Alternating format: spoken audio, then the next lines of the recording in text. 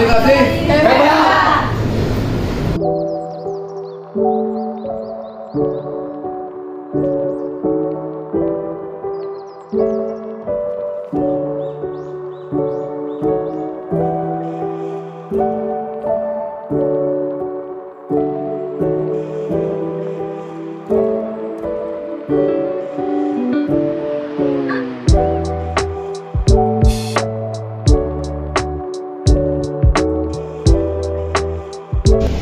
Baik, di sini saya akan menjelaskan tentang limbah medis.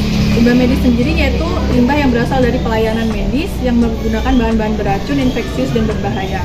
Timbulan berasal dari lab, poligigi, farmasi, UGD, dan poli umum. Pewadahan sendiri dilakukan di wadah sampah khusus limbah medis plastik berwarna kuning. Kemudian disimpan di dalam ruangan penyimpanan limbah medis. Kemudian dilakukan pengangkutan limbah medis oleh pihak ketiga yaitu PT Artama Sentosa Indonesia.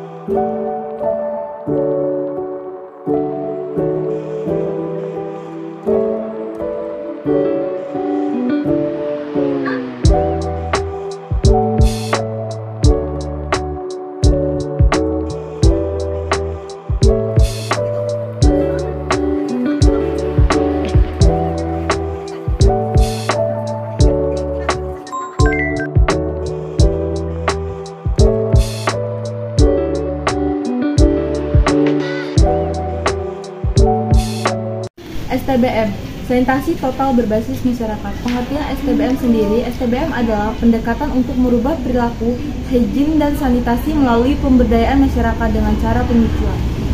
STBM tersendiri mempunyai 5 pilar. Yang pertama, stop buang air besar sembarangan atau SBS. Yang kedua, cuci tangan pakai sabun atau CTPS. Yang ketiga, pengolahan air minum dan makanan di rumah tangga atau PAMMRT. Yang keempat, ada pengamanan sampah rumah tangga atau PSRT. Yang kelima, ada pengamanan limbah cair rumah tangga atau PLCRT. Nah, sedangkan di wilayah khusus Sukabumi masih ada kelurahan yang belum memenuhi salah satu dari 5 pilar tersebut STBM tersebut, yaitu di Kelurahan Sukabumi, Jalan Pulau Sukep, Gang Kampir. Ada 5 rumah tidak memenuhi salah satu pilar STBM, yaitu stop buang air besar sembarangan atau ODP, seperti tidak memiliki septic dan jamban, sehingga masyarakat masih membuang air besar di tempat terbuka atau sembarangan.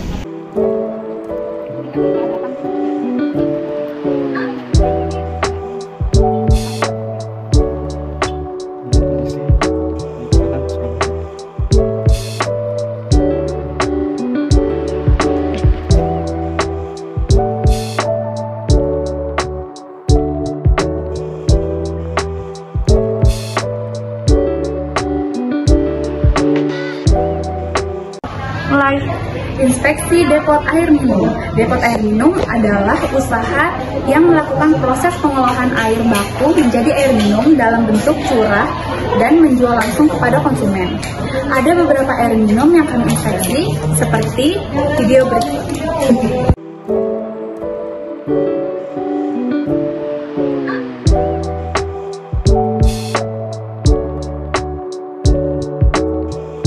Di sini saya akan menjelaskan tentang pengambilan sampel air bersih.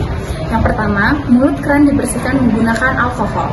Yang kedua, keran dibuka lebar selama 1-2 menit.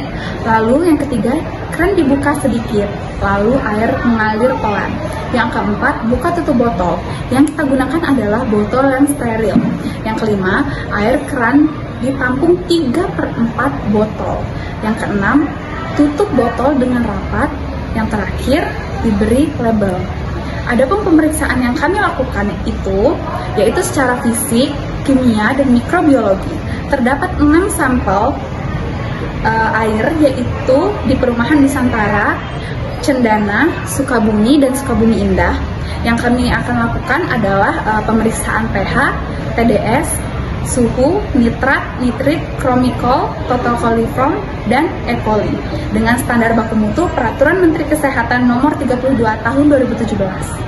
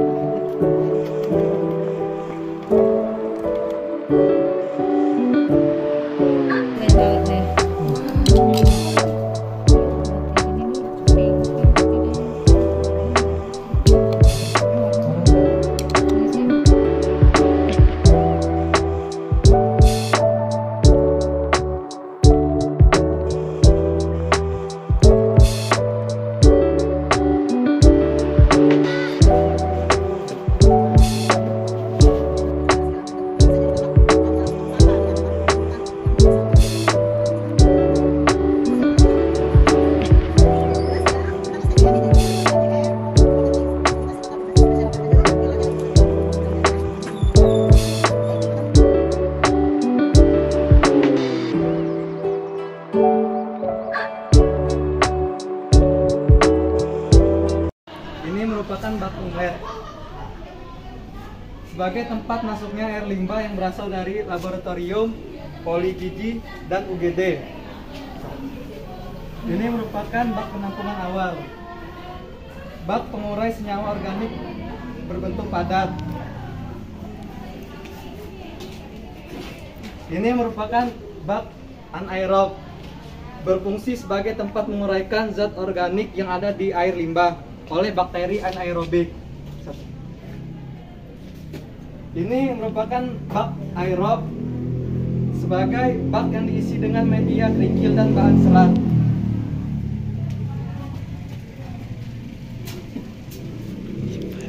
Ini merupakan bak aerasi sebagai efisiensi penghilangan amoniak menjadi lebih besar. Dan yang terakhir merupakan bak indikator, bertujuan untuk mengetahui apakah air limbah layak dibuang ke badan air.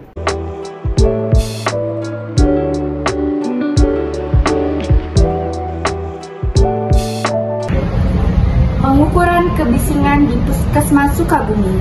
Apa itu pengukuran kebisingan? Yaitu pengukuran jumlah tingkat kebisingan pada ruangan kerja menggunakan alat ukur sound level metal digital dengan tujuan untuk mengetahui tingkat kebisingan pada ruangan kerja sebagai upaya meningkatkan lingkungan kerja yang sehat. Dengan langkah-langkah, yang pertama, menghidupkan alat ukur intensitas kebisingan. Yang kedua, memeriksa kondisi baterai. Yang ketiga, memastikan skala pembobotan. Yang keempat, menyesuaikan pembobotan waktu respon alat ukur dengan karakteristik sumber bunyi yang diukur. Yang kelima, memposisikan mikrofon alat ukur setinggi posisi telinga. manusia yang ada di tempat kerja. Yang keenam, menghindari terjadinya refleksi bunyi dari tubuh atau penghalang sumber bunyi. Yang ketujuh, mengarahkan mikrofon alat ukur dengan sumber bunyi sesuai dengan karakteristik mikrofon. Dan yang terakhir, mencatat hasil pengukuran intensitas kebisingan pada lembar data sampling. Sistem pengendalian kebisingan intensitas kebisingan di dalam bangunan puskesmas yaitu 55-65 desibel dengan pedoman Peraturan Menteri Kesehatan Republik Indonesia Nomor 43 Tahun 2019. Pengukuran pencahayaan di Puskesmas Sukabumi. Kegiatan pengukuran intensitas cahaya suatu ruangan yang diperlukan untuk melakukan kegiatan secara efektif dengan tujuan untuk mengetahui nilai intensitas cahaya di ruangan Puskesmas Sukabumi. Sistem pencahayaan puskesmas harus mempunyai pencahayaan alami atau pencahayaan buatan yang digunakan atau diusahakan dari jenis hemat energi. Dengan pencahayaan di Puskesmas Sukabumi sudah memenuhi syarat standar baku mutu Peraturan Menteri Kesehatan Republik Indonesia Nomor 43 Tahun 2019 tentang Pusat Kesehatan Masyarakat.